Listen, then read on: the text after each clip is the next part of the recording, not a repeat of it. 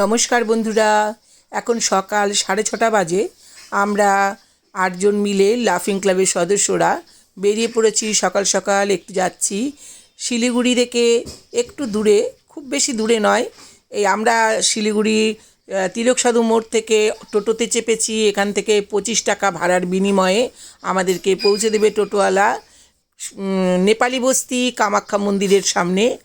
আর যাত্রাপথে কিন্তু এই ফরেস্টের ভেতর দিয়ে যেতে হয়, যেটা নাকি বৈকুণ্ঠপুর ফরেস্ট নামে পরিচিত। এখানে কিন্তু এখন ফরেস্টের চিহ্ন থাকলেও বহু গাছপালা কেটে প্রচুর বাড়িঘর উঠে গেছে। তার মাঝখান দিয়েই আমাদের যাত্রাপথ। আমরা ছুটে চলেছি সেই আমাদের নির্দিষ্ট লক্ষ্যের দিকে। ভীষণই ভালো লাগছে। সকালবেলার ওয়েদার অসম্ভব সুন্দর।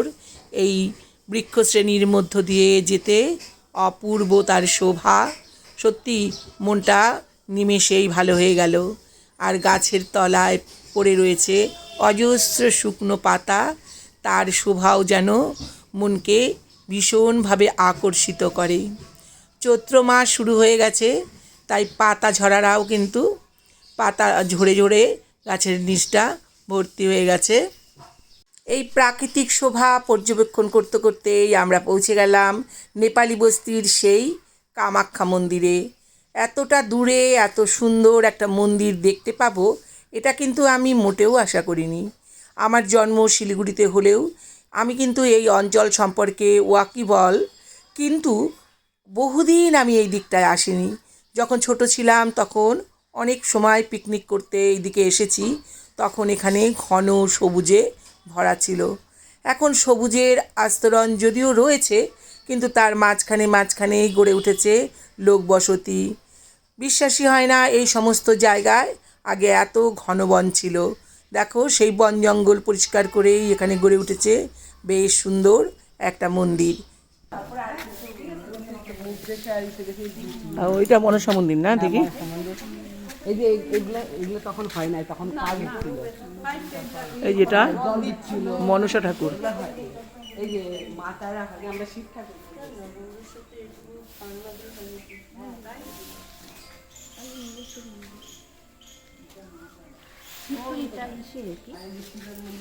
এটা মনসা মন্দির।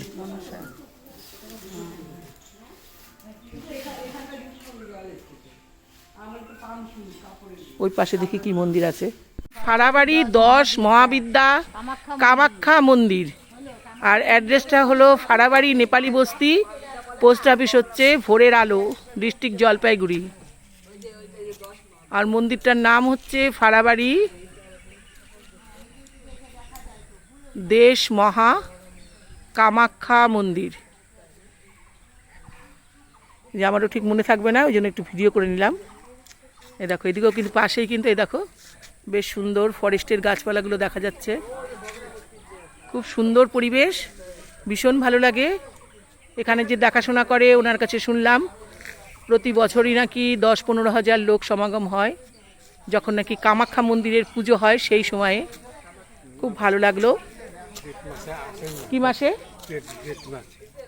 জুন। জুন এটা হচ্ছে মার্চ, মে, জুন। হ্যাঁ, 10,000-এর বেশি লোক সমাগম হয়। কয়দিন? ও, তাহলে আসবো তো ওই সময় একবার। ভালো লাগলো। তোমাদের ভালো লাগলে ভিডিওটা তোমরা এসে একবার ঘুরে যেতে পারো। এই মন্দির দেখাশোনার দায়িত্বে রয়েছেন একজন পূজারিনী, যার সাথে কথা বলে মনে হলো উনি বাংলাভাষী নন, মনে হলো উনি নেপালি সম্প্রদায়ের। আমার ঠিক জানা নেই, তবে উনি আমার বাংলা ভাষা বুঝতে পারলেন না। ওনার হিন্দিও আমি ঠিক বুঝতে পারছিলাম না। তবে যাই হোক, ওনার বক্তব্য অনুযায়ী এইখানে নাকি কোনো এক সময় দেবী চৌধুরানী বসবাস করত, এবং এখানেই সেই জায়গাটাকেই এখানে মন্দির গড়ে তোলা হয়েছে। দেখলাম ছোট ছোট অনেকগুলো মন্দির ঠিক নয়, ছোট ছোট ঘরের মতন তৈরি করা রয়েছে। ওনার বক্তব্য অনুযায়ী ওখানেই নাকি দেবী চৌধুরানী আগে পুজো অর্চনা করতেন। এখন এর সত্যতা কতটা সেটা কিন্তু আমার জানা নেই। এই মন্দিরে দেখলাম বিভিন্ন ধরনের দেবতাই পূজিত হন। এটা হলো মনসা ঠাকুরের মন্দির। এখানে মনসার সাথে সাথে এরকম ছোট ছোট মন্দির তৈরি করে বিভিন্ন রকম দেবদেবীর আরাধনা করা হয়। এখানে মোটামুটি দেখলাম সব রকম দেবদেবী রয়েছে, কালী, তারপর শিব ঠাকুর, দুর্গা ঠাকুর। সম্পূর্ণ মন্দিরটাই তোমাদের একটু ঘুরিয়ে দেখাচ্ছি। মনসা মায়ের মন্দিরের পাশে কিন্তু রয়েছে মা তারার মন্দির। এই যে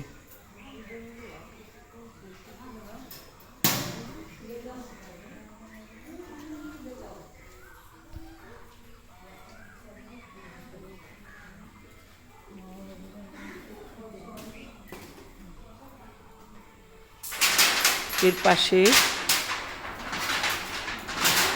যাচ্ছি।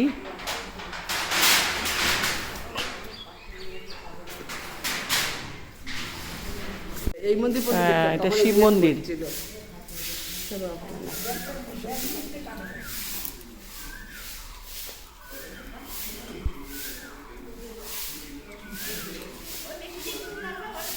হ্যাঁ হ্যাঁ হ্যাঁ।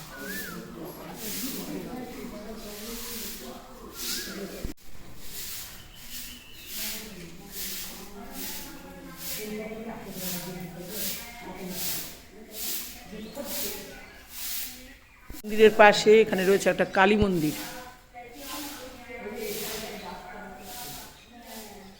মানে একই মন্দিরের মধ্যে অনেক রকম দেবতা এখানে পূজিত হন, আলাদা আলাদা ঘর করে দেওয়া হয়েছে।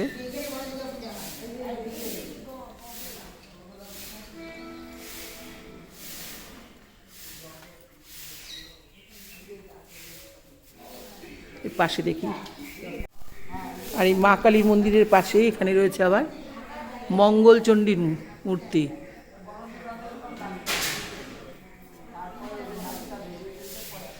প্রত্যেকের জন্য কিন্তু আলাদা আলাদা করে মন্দির করে দেওয়া রয়েছে। এটা শিলিগুড়ি নেপালি বস্তিতে অবস্থিত।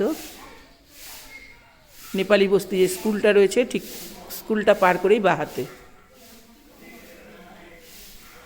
দেখি এদিকে আরও কী রয়েছে। এদিকে আরও রয়েছে, এটা হলো দুর্গা মন্দির।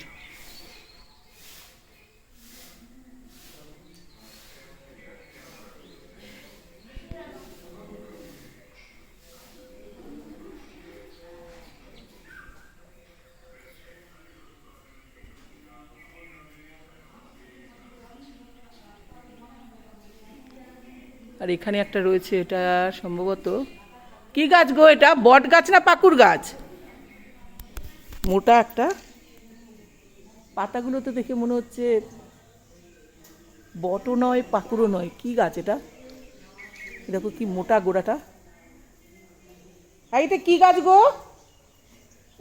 এই গাছটা মানে এটা তো বট পাকুড় কিছু নয়। হ্যাঁ হ্যাঁ, এটা কি গাছ বুঝতে পারছি না। কি গাছ কি জানি, ভীষণ মোটা। মানে এটা বহু বছরের পুরনো, হয়তো ফরেস্টের মধ্যে ছিল। এই যে ছোট ছোট করে ঘরগুলো করা রয়েছে, এখানে কিন্তু আগে দেবতারা পূজিত হতেন। আর ঠিক এর পেছন দিকটাতেই রয়েছে বেশ সুন্দর একটা চা বাগান। চা বাগানটা দেখে কিন্তু আমার মনটা ভীষণই ভালো হয়ে গেল। একেবারেই সবুজ হয়ে রয়েছে, বৃষ্টির জল পেয়ে যেন সেটার সবুজ রঙটা যেন আরও বেশি করে খুলেছে। অপূর্ব সে সৌন্দর্য, আর চারিদিকে পাখির কলকাকলি, অপূর্ব। আমি তো বেশ খানিকক্ষণ ওখানে, মানে এত ভালো লাগছিল, সেখান থেকে সরে আসতে পারছিলাম না।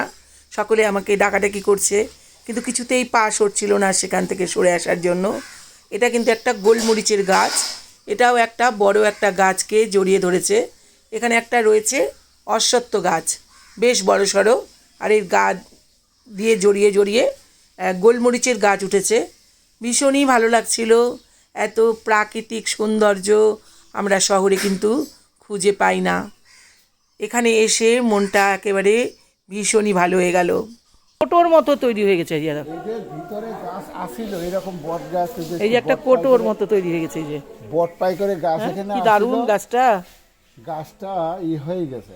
এখানে যে ওখানে মনে হয় কোনো ঠাকুর ভিতরে ঠাকুর একটা গাছ বসানো আছে। আছিল, এই যে ঠাকুর বসাইছে। এই যে গাছটা,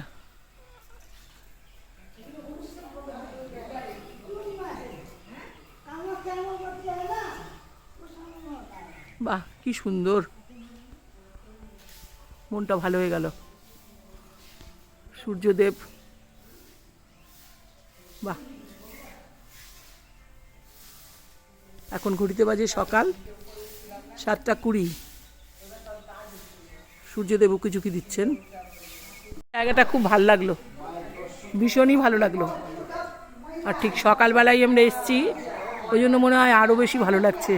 একটা স্নিগ্ধ পরিবেশ, অপূর্ব, সত্যি ভালো লাগলো।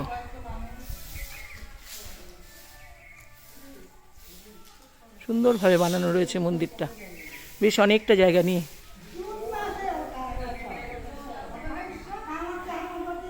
আর এখানে যে কতগুলো গোলমরিচ গাছ হয়েছে নিচে,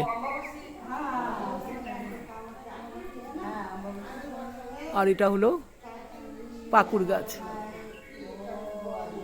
কিন্তু এটাও তো শিশু গাছ বলেই মনে হচ্ছে গো। না, পাকুড় পাকুড়।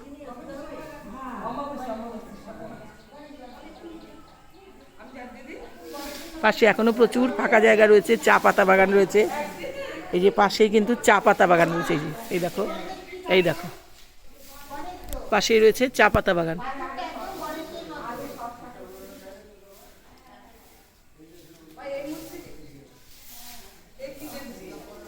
এই যে চা পাতা বাগান রয়েছে পাশে, খুব ভালো লাগলো।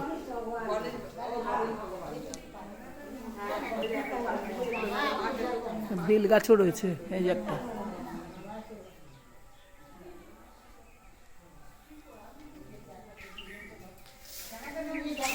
তো সুন্দর চা বাগান, সবুজে সবুজ, অপূর্ব।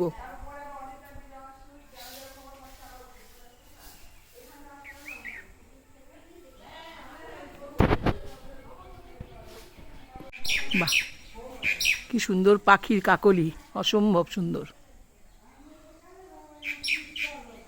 বাহ, স্নিগ্ধ সকাল, সকাল 7:30টাও কিন্তু বাজেনি এখনো। পাখিদের কলতান, মিষ্টি, কি ভালো লাগছে, অপূর্ব। এই গাছটা কত বছর পুরনো ঠিক জানি না, বিশাল বড়, বিশাল মোটা। এর সাথে জড়িয়ে রয়েছে আরো অনেক পরগাছা।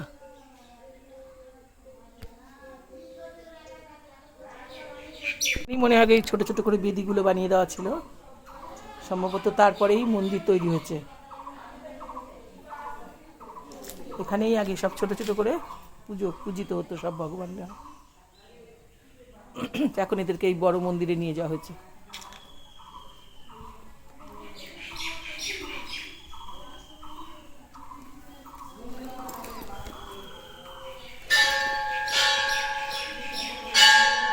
এখানে কি রয়েছে দেখি,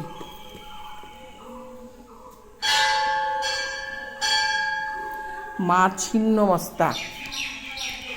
এটা হচ্ছে মা ছিন্নমস্তার মন্দির। সব রকম দেবতাই রয়েছে দেখছি এই মন্দিরে।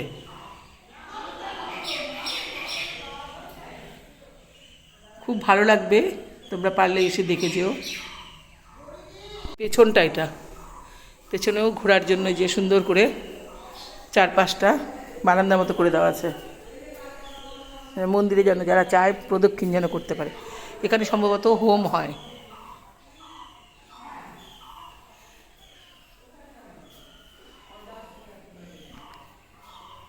এটা কি ঠাকুর?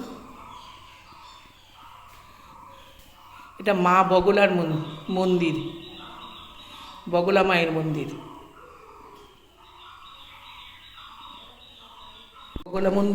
বগলা মায়ের মন্দিরের পাশেই রয়েছে এখানে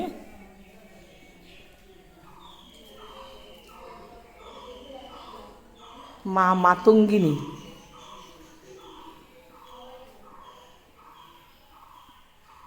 অনেক রকম দেবতার মূর্তি দেখলাম রয়েছে এখানে।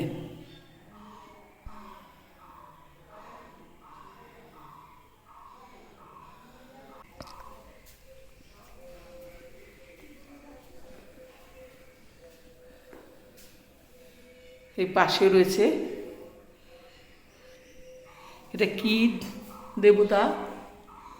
মা ত্রিপুরাশ্বরী। এটা হলো মা ত্রিপুরাশ্বরীর মূর্তি।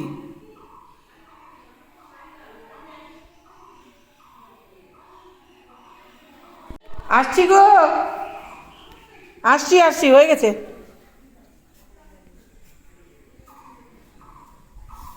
এখানে সব যে গাছের পাতা সব পড়ে আছে, পরিষ্কার করছিল যে দেখাশোনা করে। আর এখানে যে বড় বড় সব কড়াই টড়াই রাখা আছে, যখন নাকি কামাখ্যা মন্দিরের পুজো হয় যেই সময়টাতে, সেই সময়টাতে এখানেও কিন্তু অনুষ্ঠান হয়।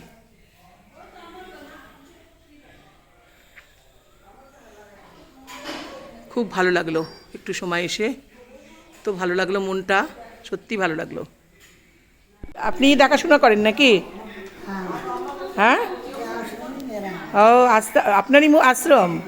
ও, নাগা সন্ন্যাসী। কতদিন হলো এই মন্দিরটা তৈরি হয়েছে?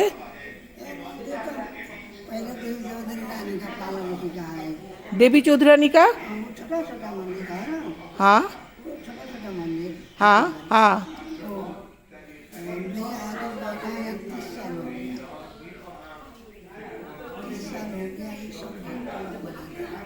ও, এটা আগে দেবী চৌধুরানী মন্দির যখন ছিল তখন এখানে ওই ছোট ছোট মন্দিরে পুজো হতো, আর তারপরে আস্তে আস্তে।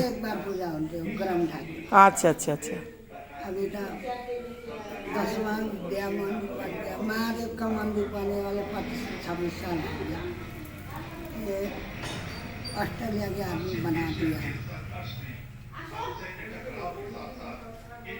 অনেক আসে না? অনেকে অনুষ্ঠানের সময় অনেক লোকজন আসে না? अनुष्ठान समय में कम से कम दिन में 10,000 लोग। ও, এই সন্ন্যাসিনীর ভাষ্য অনুযায়ী ইনি একজন নাগা সন্ন্যাসিনী, কিন্তু জানি না এর সত্যতা কতটা। তবে যাই হোক না কেন, এখানে এসে ভীষণই ভালো লাগলো, আর সেই ভালো লাগাকে সঙ্গী করে ফিরে চললাম বাড়ির দিকে। তোমরা যারা এখানে আসতে চাও তারা চলে আসতে পারো, আসাটা কিন্তু এমন কিছু ব্যাপার নয়। আমরা দুটো টোটো ভাড়া করেছিলাম, আমাদের প্রত্যেকের যাওয়া আসা 25-50 টাকা করে পড়েছিল। আমরা সংখ্যায় ছিলাম 8 জন, সুতরাং টোটোওয়ালাকে আমরা প্রত্যেকটা টোটোর জন্য 200-400 টাকা দিয়েছিলাম। তবে তোমরা চাইলে কিন্তু একটু সময়টা যদি বেশি নিয়ে আসতে চাও, সেক্ষেত্রে টোটোওয়ালা হয়তো একটু বেশি ভাড়া নেবে, কিন্তু এখানে আসলে কিন্তু মনটা ভীষণ ভালো লাগবে। তোমরা চাইলে এখানে কিছু শুকনো খাবার নিয়ে এসে বসে গল্পগুজব করে আনন্দ হই হুল্লোড় করেও কিন্তু একটা বেলা কাটিয়ে যেতে পারো, ভীষণই ভালো লাগবে। আর যদি চাও একটু দূরে কিন্তু রেস্টুরেন্টও রয়েছে। তবে তোমরা আসলে আমার মনে হয় তোমাদের একটা দিন কাটানোর জন্য ভীষণ ভালো লাগবে। ভিডিওটা ভালো লাগলে আমার সঙ্গে তোমরা সাবস্ক্রাইব করে থেকে যেও। আর পুরো ভিডিওটা দেখার জন্য অনেক অনেক ধন্যবাদ। আবার দেখা হবে তোমাদের সঙ্গে অন্য কোনো ভিডিও নিয়ে। টাটা।